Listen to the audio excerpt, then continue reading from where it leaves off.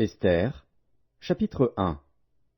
C'était du temps d'Assuérus, de cet Assuérus qui régnait depuis l'Inde jusqu'en Éthiopie sur 127 provinces. Et le roi Assuérus était alors assis sur son trône royal à Suse, dans la capitale. La 3e année de son règne, il fit un festin à tous ses princes et à ses serviteurs.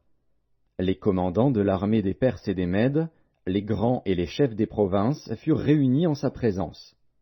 Il montra la splendide richesse de son royaume et l'éclatante magnificence de sa grandeur pendant nombre de jours, pendant 180 jours. Lorsque ces jours furent écoulés, le roi fit pour tout le peuple qui se trouvait à Suse, la capitale, depuis le plus grand jusqu'au plus petit, un festin qui dura 7 jours, dans la cour du jardin de la maison royale. Des tentures blanches, vertes et bleues, étaient attachées par des cordons de byssus et de pourpre à des anneaux d'argent et à des colonnes de marbre. Des lits d'or et d'argent reposaient sur un pavé de porphyre, de marbre, de nacre et de pierre noire. On servait à boire dans des vases d'or, de différentes espèces, et il y avait abondance de vin royal, grâce à la libéralité du roi.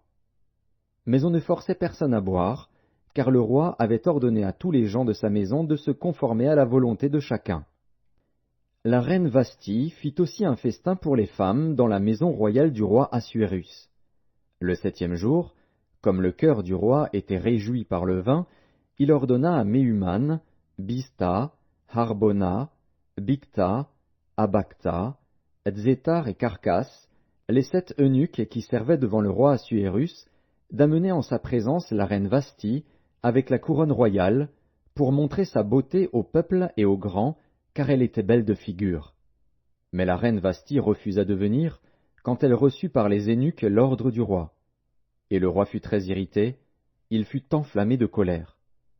Alors le roi s'adressa aux sages qui avaient la connaissance des temps, car ainsi se traitaient les affaires du roi, devant tous ceux qui connaissaient les lois et le droit.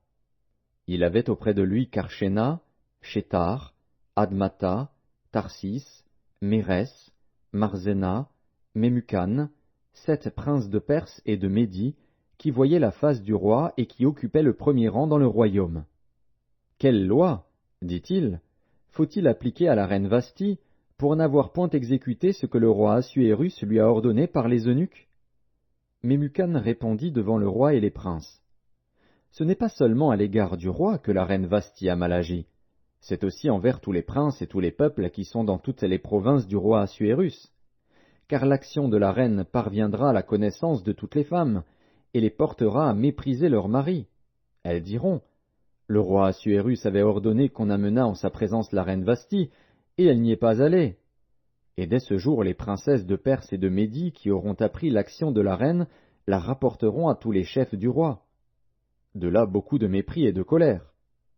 Si le roi le trouve bon, qu'on publie de sa part et qu'on inscrive parmi les lois des Perses et des Mèdes, avec défense de la transgresser, une ordonnance royale d'après laquelle Vasthi ne paraîtra plus devant le roi Assuérus, et le roi donnera la dignité de reine à une autre qui soit meilleure qu'elle.